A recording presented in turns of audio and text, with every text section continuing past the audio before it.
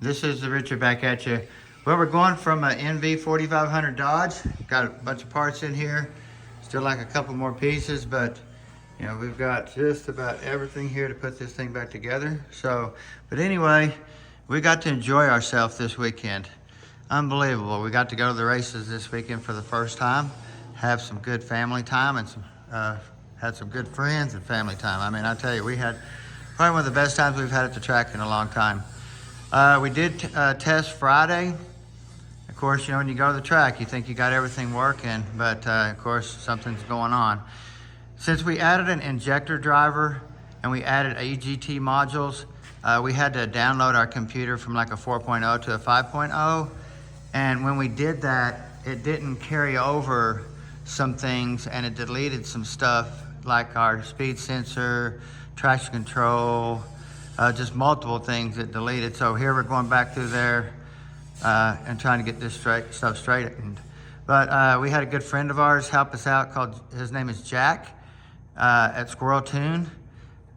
Really good guy. He was tuning a big block car too right beside us. He was helping another good friend out.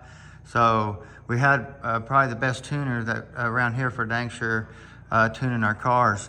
So, but anyway, Friday night, the first test pass, of course, we had a crank sensor issue. Did our burnout, it popped in the burnout box. We kind of thought, ooh, what happened here? So we went ahead and just went up on the line and tried to go with it. It went out so far and popped again.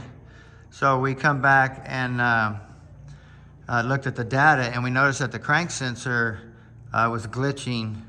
So brand new sensor in the car. I have a spare, which is an old one that we put in there and it cured the popping on the car.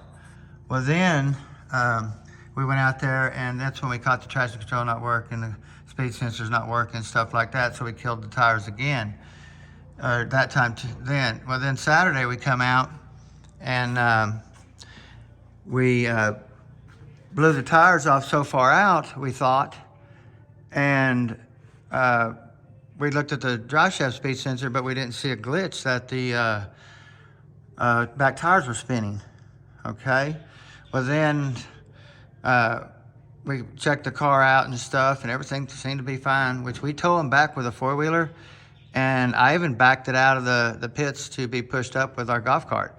So when we went to make our second pass, it went out probably 4 or 5 feet, and it acted like it just started spinning the tires. And we went back and looked at the drive shaft speed sensor log, and we had no action going on. I mean, it was working perfectly. The tires weren't spinning. The car was going out.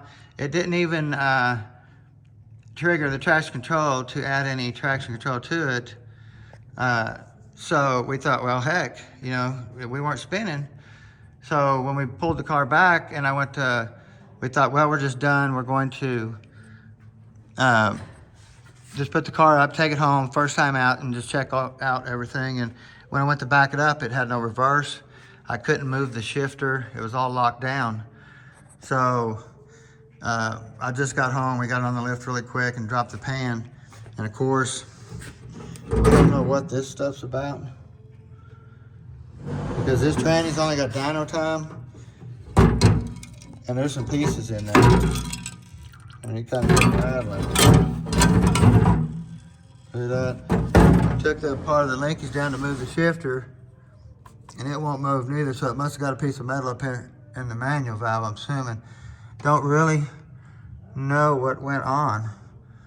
So we're gonna get it out really quick today, because I think we're gonna go test it next weekend here and get the car lined out even better. So we'll get this thing out and get it on the bench. So y'all stay tuned, the next one coming. Have a great day.